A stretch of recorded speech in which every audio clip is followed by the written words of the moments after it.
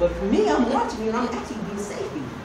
And Uncle Bobby, my cousin Chris, my cousin Phil, who are long enough to do this, I'm short, I'm a whopping 5'7" on my 10 toes. All right? When I get here, look here, hold up and get here, this is transition here, this movement here, give you a whole bunch of options, including the takedowns and the sitting. Now these brothers from here, man, she here, boom, boom, wham, that transition here, this lock, this turn, you're turning with me, watch. Try to turn. Right. So from here, do that, see that? And I'm here, right here, do that, you turn here, boom. Now can you turn with me? You cannot turn with me because my hands, I had to knock this turn off, boom, turn into you. That's what these brothers do. They also do, I'm not gonna touch with this one. All right, and they also, when they get here, like this is where also the takedowns come from. The strike, I'm gonna say here so you can see it.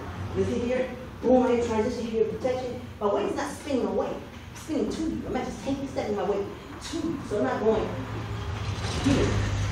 I'm going here into your space. You see that? That makes it easier for me to shoot a takedown if I need to, ankle kick if I need to, hit groin if I need to. And it also does what these brothers do by letting it not quite as long as theirs. So I'm going to try to do it. This is the short version. This is the short brother version. Right here, okay? So when you're longer, you can do this. Chris, my cousin's on camera right now, Phil, assistant coach Phil, right?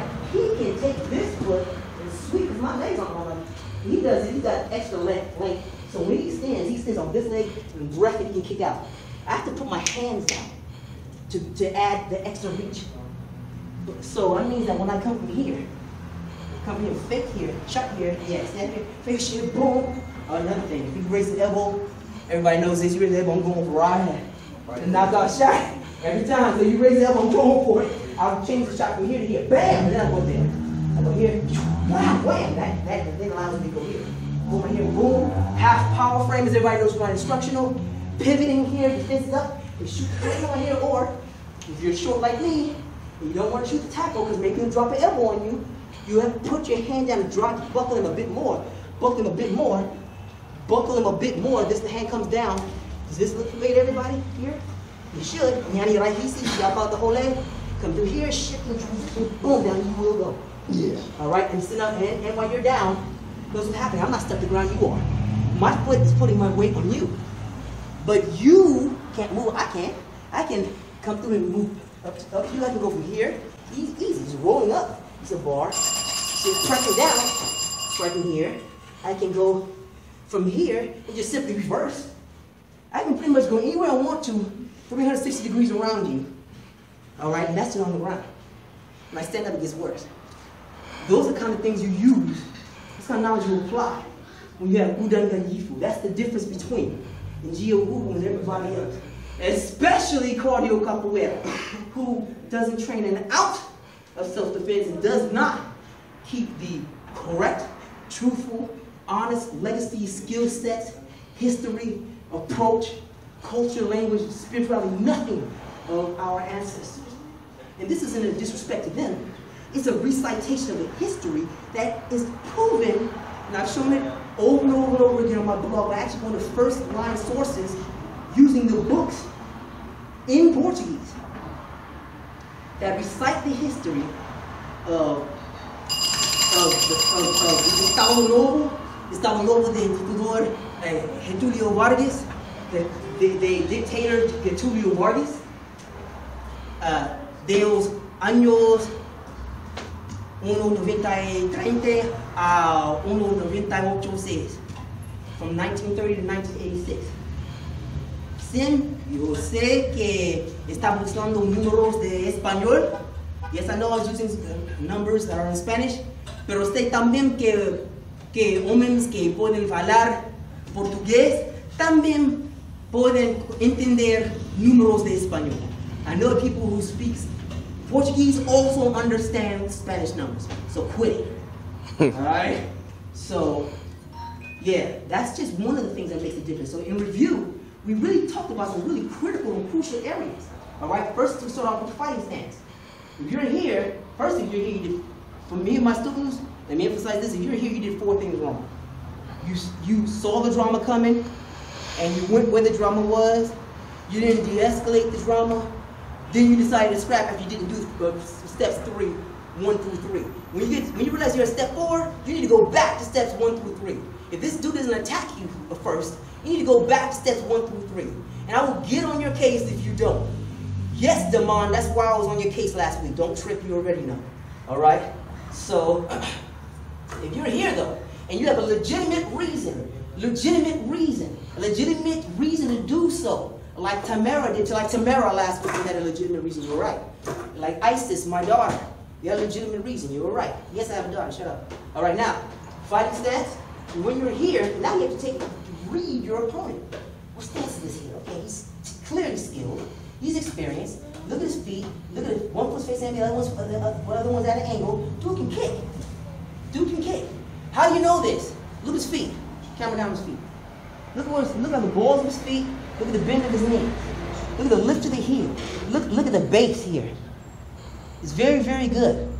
People who are trained and who are boxers and wrestlers don't use that footwork in that way, in that stance. They tend to be a bit more grounded.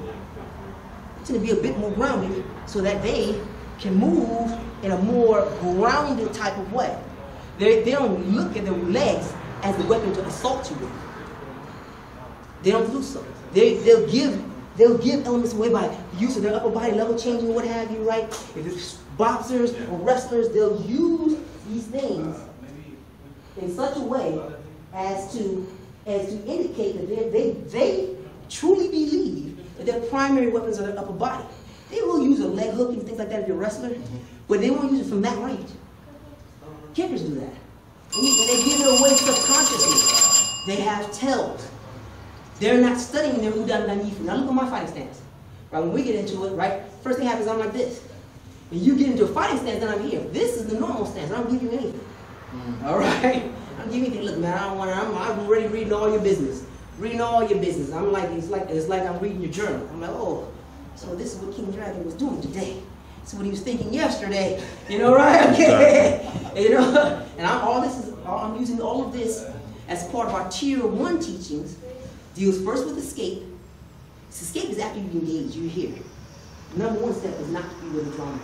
But if you're in a situation that really has escalated to a physical encounter, first thing is escape. One of the best ways to escape is to indicate you don't want to scrap, which is part of step 3, which is de-escalation. All right? And hold the distance between the two of you so you can continue to evade. The difference between escape and evasion, we'll get into this later in my instructionals and whatnot, I get into it in depth, multiple lessons. It's vital people understand the tactical reality of it and apply it in real life. The difference between escape and evasion is that evasion, you're still in full range of the threat. You're just moving in such a way so that you're not being hit significantly by it. Escape is you're removing yourself from the location where the threat is. And to such an extent that no assault of the threat can reach you. Why do you have to train these things? Because if I'm here, if my back is to you, I'm putting my keys in the door, and you rush me from behind, boom, right here, boom, like this, I cannot escape. I have to deal with being hit, boom, you bend, and then I have to evade. And then I can counter. The instructors don't teach you that. They'll expect you to be like, but at the last moment, my spider sense hit me, and now I can go ahead and, no, it's not going to happen. That's not, I mean, in the neighborhoods I'm from, that's not happening. You know, whoever starts telling you that type of stuff is not someone who's actually dealt with this kind of situation. All right? In real life, what's happening is you're going to be spawned here. They'll rush you, you get hit, boom, boom, you're down here, boom, you spike up, boom, you're down here. Now you have to, boom, now you have to practice how to do these movements here, do these little and slow. All right? And these kind of things that make the difference. And once again, now I just showed something which I wasn't supposed to show, but now I'm going to get into. All right?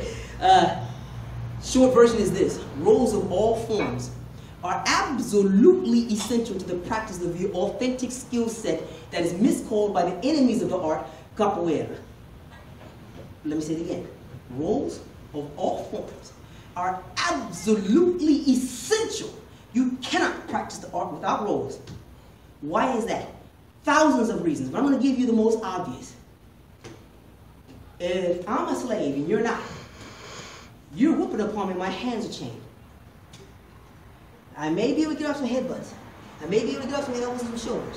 What's likely to happen is, not only are my arms chained, so are my ankles too. So wherever my hands move, my feet have to move too. So that means that I'm not trying to provoke. You know this, so you wait in a position where I'm telling a position where I can't really defend against the blow you're seeking to throw against me, and you, blah! And now you come in through with the kicks and stomps, and I have to,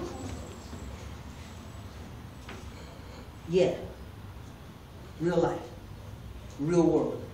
The kind of things that the capoeirista teachers won't teach you because they don't have those skills. They don't have the authentic African, not Brazilian base. And they have been, many of them are really, really good people who have been thoroughly miseducated by the extremely racist propaganda of the government of Brazil. And then along comes me and my cousin and my uncle, you know, brothers like you.